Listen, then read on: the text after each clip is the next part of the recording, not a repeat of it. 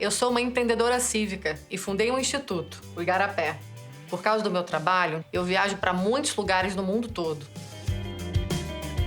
Mas é em meio à natureza onde eu me sinto mais à vontade. E é do meio do mato que eu vou conversar com 10 mulheres incríveis, engajadas, que participam ativamente da criação de soluções para os grandes problemas da sociedade. Elas vão falar sobre educação, representatividade, meio ambiente, empreendedorismo, ciência, liberdade. E também sobre como é trabalhar para fortalecer a democracia sendo mulher, em um país ainda muito machista como o nosso. Tudo isso para te mostrar que você também pode mudar o mundo.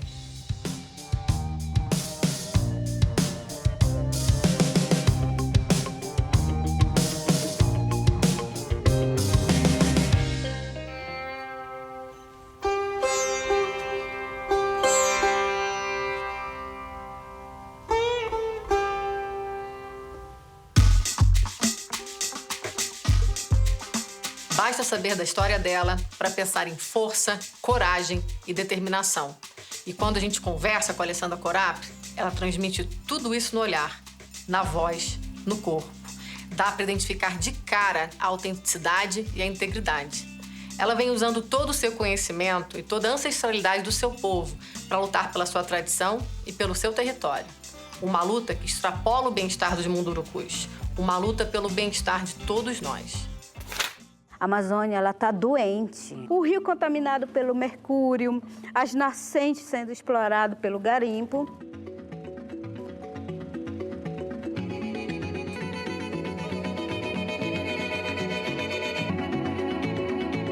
A gente não pode abaixar a cabeça, a gente tem que levantar e dizer assim, olha, nós estamos aqui sim, nós estamos bem aqui e nós vamos falar.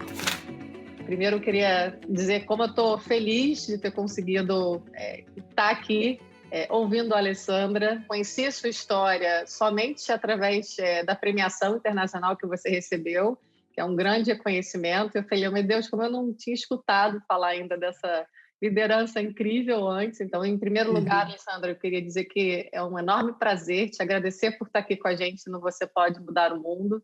E quero muito aprender e, enfim, saber mais da sua trajetória.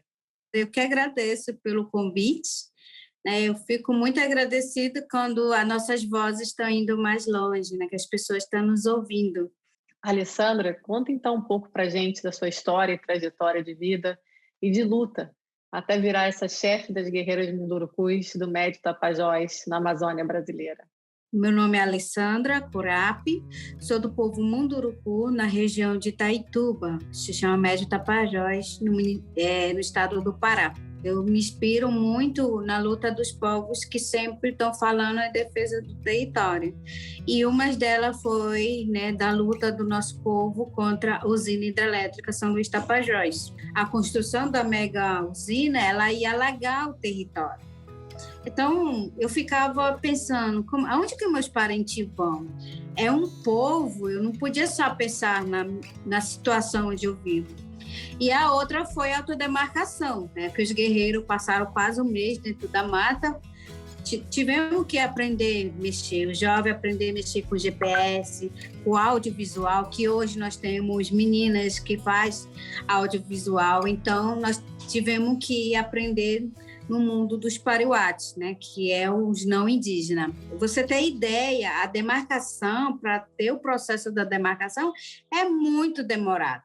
Né? A gente tem que ir atrás de antropólogo, de arqueólogo, dizer que o território é nosso, mapear locais sagrados, e, de repente, o Estado dizer que o território nunca foi seu. A própria FUNAI, né, que a FUNAI própria nega a nossa existência, que eles falam aqui que só é índio que é terra homologada, demarcada. Só que nem isso a FUNAI não faz nada, porque está tendo invasores dentro dos territórios que são homologados, que isso é ilegal. Nenhum garimpo pode explorar dentro do território. Mas, infelizmente, o governo fecha os olhos. O Estado, ele expulsa, ele mata, ele tira nossos direitos, ele não só mata colocando arma para os invasores, mas também mata com a caneta, né? Que quando vai lá no Congresso tem a PL 191, projeto de lei que é mineração nas terras indígenas, que é barragem nas terras indígenas, que é pecuária na terra indígena, que é arrendamento de terra indígena, e ainda tem o marco temporal, dizer que só é índio, só é terra indígena se o índio estiver naquele lugar dia 5 de outubro de 1988. Só que ele esquece que muitos povos indígenas foram expulsos do seu lugar, só que eles tentam retornar para o seu lugar antigo, e aí o Estado cria a lei para eles não voltar. E a gente está numa briga porque a gente não quer se tornar só uma cidade e dizer, o índio morava naquele lugar. Não, a gente existe aqui, a gente tem que continuar lutando sempre. Dentro do direito brasileiro, um PL, ou projeto de lei, é uma proposta apresentada ao Congresso para criar uma nova lei ou alterar uma que já existe. Não só senadores, deputados e vereadores podem propor novas leis. A nossa Constituição também atribui essa tarefa ao presidente, ao Superior Tribunal Federal e outros tribunais superiores, ao Procurador-Geral da República e, finalmente, ao povo. Depois que o texto da proposta é apresentado e discutido no Congresso, ele vai para votação, tanto na Câmara quanto no Senado. Se for aprovada, a lei segue para o presidente, que ainda pode vetar, sancionar só algumas partes ou o texto completo. Daí ela vai para o Diário Oficial da União e pronto, a lei começa a valer. Você recebeu um prêmio muito importante, um prêmio internacional de reconhecimento por uma atuação que até então não era comum entre mulheres indígenas. E como você mesmo falou nessa entrevista, quando foi receber o prêmio, né, quem diria que eu ia ganhar um prêmio por estar brigando? Né? O que a motivou a seguir essa trajetória? Eu sou da aldeia Praia do Índio. De repente, máquina chegou, destruiu tudo para fazer loteamento, para muitas pessoas morar. Então, a gente perdeu vários espaços, né? A gente onde tirava palha, raiz, a gente ia pescar, muitas vezes derrama óleo no rio, a gente muitas vezes tem que parar de lavar louça, lavar roupa, de tomar banho, esperar aquele óleo sumir. Nessa vivência que eu vivo, né, eu vi que eu não podia parar de falar. Né? A formação que eu tive com o CIMI, de falar sobre os direitos, o que estava afetando, me tirou aquela curiosidade, né? Aquela curiosidade, eu ficava perguntando qual eram os nossos direitos, né? Porque nós estávamos perdendo. O Conselho Indigenista Missionário é um braço da Igreja Católica que trabalha para garantir o direito ao território e às práticas culturais e espirituais das populações indígenas. Ultimamente, o CIMI tem sido bastante ativo, denunciando ações controversas da FUNAI, o órgão do Estado legalmente responsável por proteger esses direitos. E eu entrei nessa luta acompanhando, eu acompanhei muito, principalmente as mulheres. A mulher que me inspira muito é Maria Leusa Cabá, né? É uma liderança do Alto Tapajós, que sempre está defendendo o território. A gente tinha barreira, porque a gente é mulher, né? Mulheres não podem estar falando, mulheres não podem estar viajando, as mulheres viagem, mas tem que ser com o seu marido, né? Com seus filhos. E eu tive a responsabilidade, né, de quando os caciques me escolheram como chefe das guerreiras das mulheres, né? Uma responsabilidade muito grande. A gente fez várias manifestações contra a concessão florestal no município de Itaituba, justamente porque ele está querendo liberar madeira, né? Dizer que é na legalidade. Na realidade, eles estavam roubando madeira dentro do território. Hoje, dia 22 de junho, estava na pauta a PL 490 e viemos reivindicar, né, para não ser aprovada a PL que vai barrar a demarcação dos territórios, que é um sonho de muitos povos ainda que não teve seu território demarcado. Quando a floresta se chama, a gente tem que se reunir. Quando mexe com os projetos, quando vai mexer com o território, a gente se chama todo, se conecta e acaba se encontrando aqui. Eu queria saber um pouquinho de como foi a sua infância, como foi, em que momento você percebeu que vocês estavam sob riscos?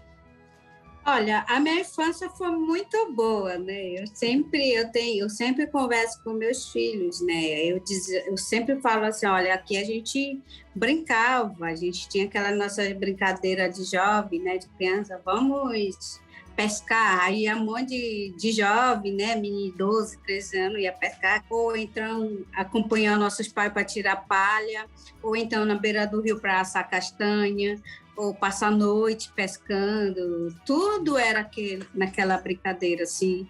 É uma criança, mas estava aprendendo a conviver como um adulto já, se preparando como um adulto. E tudo isso foi acabando, né? E minha mãe teve 7 filhos, e a minha mãe teve que cuidar. Eu sou a filha mais velha, eu sempre cuidei dos meus irmãos. Hoje eu tenho um irmão que é enfermeiro. Eu tive aquela liberdade maravilhosa como menina, mas também eu sempre fui zangada, brava. Minha mãe sempre perguntava por que eu era daquele jeito. Eu sempre fui curiosa, né? Até minha mãe falava, um dia eu acho que essa menina vai ser repórter, porque ela é muito curiosa. Todo mundo que chega aquela pergunta, quem é o que está fazendo, por que está fazendo isso? E eu optei para fazer direito justamente para defender o meu povo.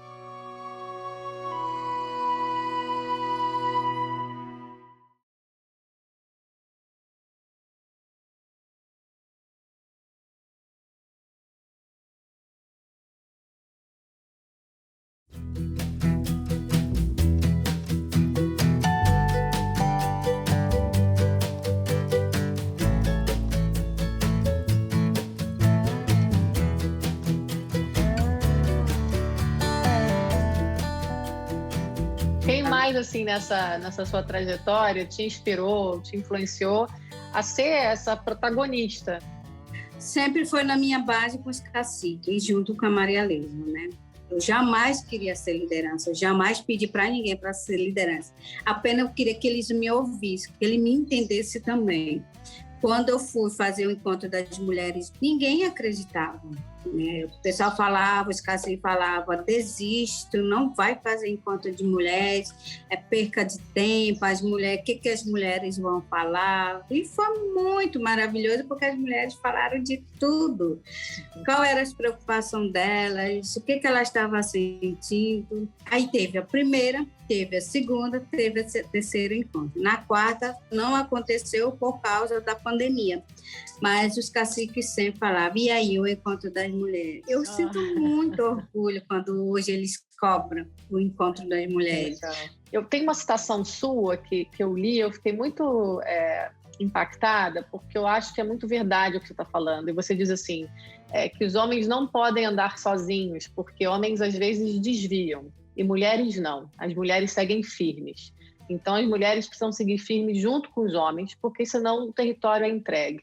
Como é que você tem tentado manter o seu povo unido também na proteção desse território, das tradições e, como você mesmo disse, né, deixando um território saudável para as próximas gerações? Quando o Estado nos abandona, fica uma brecha, o nosso território fica uma brecha para os outros invasores entrar. Querer te corromper, dar um motor, te dar um gerador, te dar uma vadeira.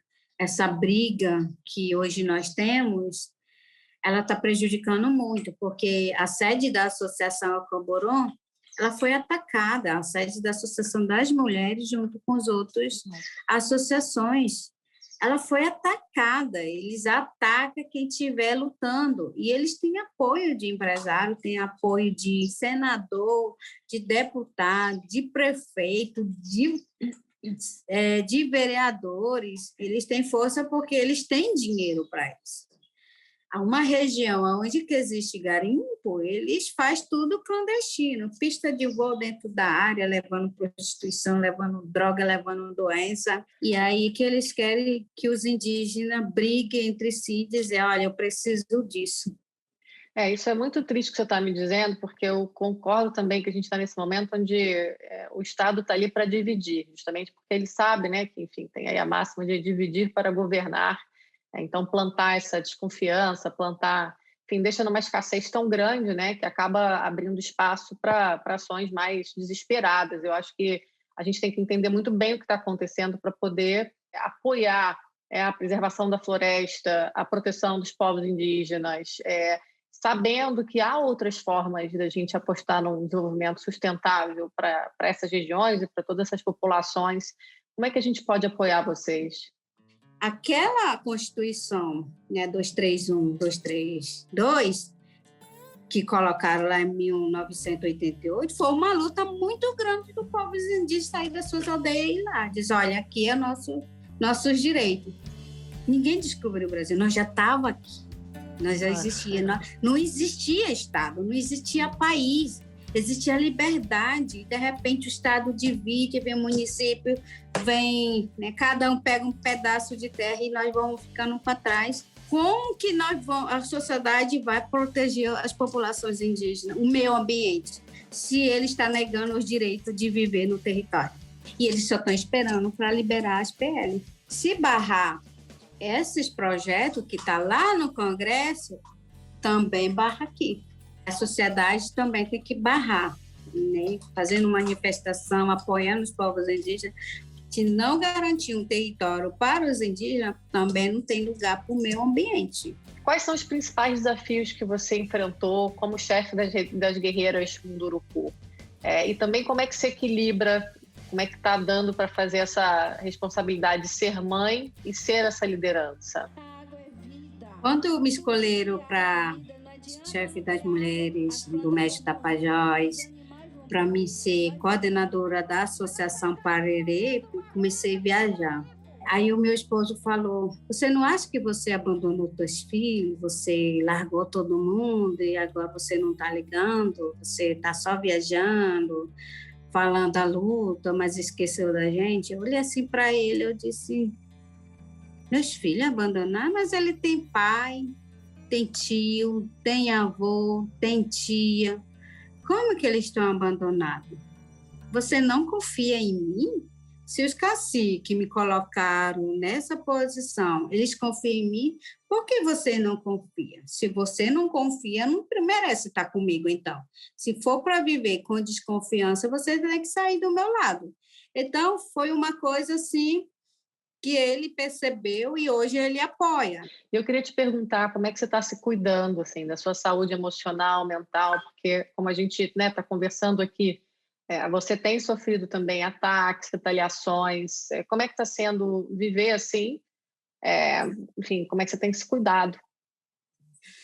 Olha, não está sendo fácil, não. 2019, quando entraram na minha casa, levaram o cartão de memória, minha bolsa com todo o documento.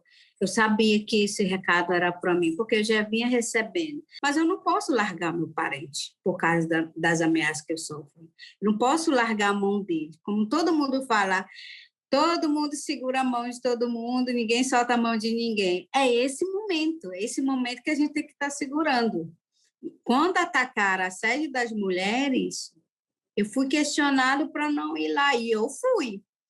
Enfrentando os problemas, sabendo os garimpeiros que não gostam de mim, que sabem que eu sou um problema, eu tive que ir lá.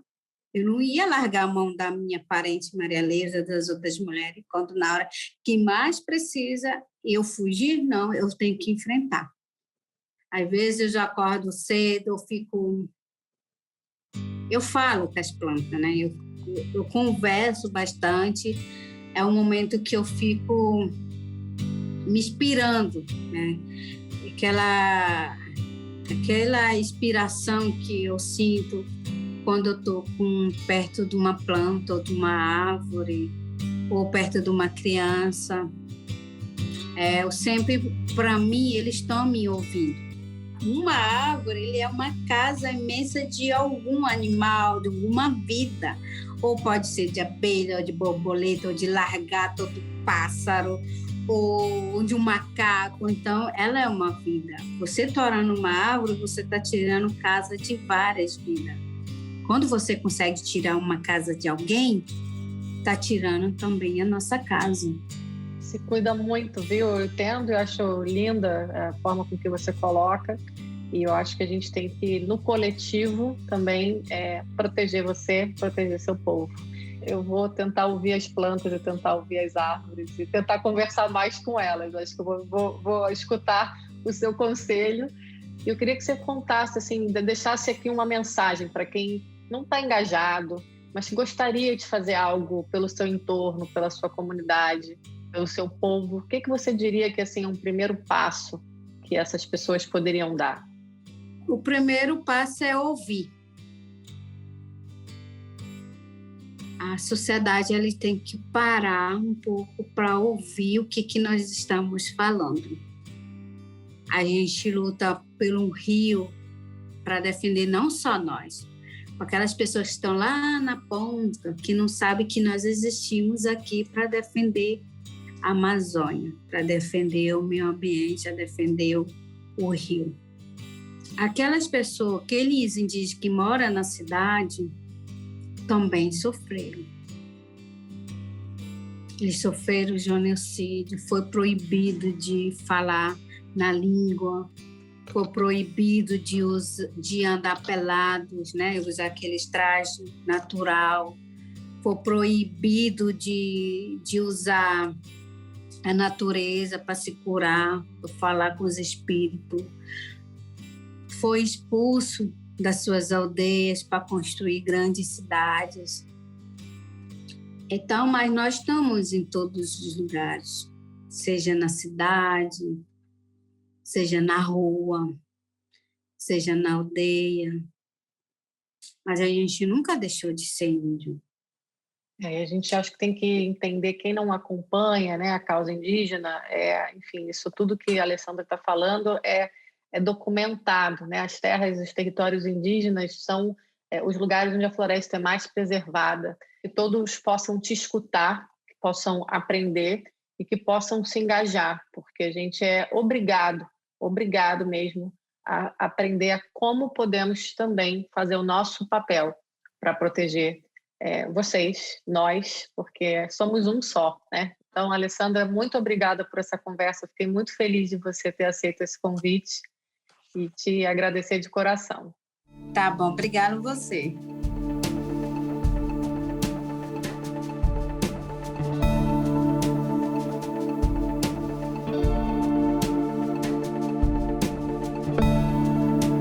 Eu quero um desenvolvimento do meu Rio Limpo, um desenvolvimento que não vai servir só para mim. Conversar com a Alessandra foi um grande privilégio. Quando eu penso no que o país está passando, na destruição das florestas, em tudo que a gente gostaria de evitar, mas que infelizmente não consegue, eu mando para ela as minhas melhores energias.